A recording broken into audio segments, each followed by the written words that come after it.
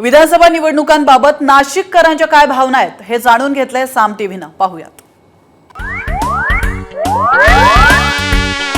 भाऊ काय सांगशील, काय वाटतं यावेळेस विधानसभेमध्ये? विधानसभेला आम्ही पवार साहेबांचे हात बळकट करण्यासाठी जाणते राजे, ते शेतकऱ्यांचे नेते, सहकार क्षेत्रात खूप मोठा अभ्यास आहे। शेतकऱ्यांसाठी पवार साहेबांनी मोठी कर्जमाफी केलेली आहे। काय कोण आहे, कोणाची हवा आहे इथं सध्या? कुठं वावीला का? वावीला म्हणा तुझ्या इथं एम के माणिकराव कोकाटे। माणिकराव कोकटे। हा काय माणिकराव कोकटे का आले पाहिजेत? का आले पाहिजे म्हणून त्यांनी पाणी बिनी करून टाकलं, शेतकऱ्यांचे प्रश्न सोडवले ना त्यांनी। शरद पवार, शरद पवार का शरद पवार येतील वाटतंय? कारण त्यांच्या मागच्या कार्यकाळामध्ये शेतकऱ्यांच्या सर्वसामान्य न्याय मिळालेला आहे।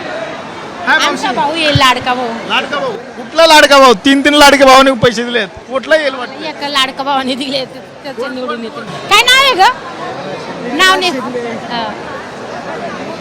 एकनाथ शिंदे।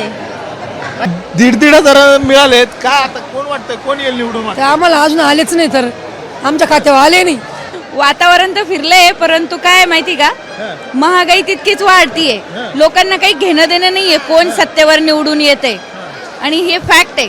नेमकी वेगवेगळी हवा वाटते, तर कुणाला तुतारी, तर कुणाला धनुष्यबाण, तर कुणाला एकनाथ शिंदे येतील, तर कुठे भाजप येतील, अशा पद्धतीच्या ह्या सर्वसामान्य नाशिककरांना वाटतं। त्यामुळे नेमकं नाशिकमधून कोण येतं हे देखील आता पाहणं गरजेचं आहे।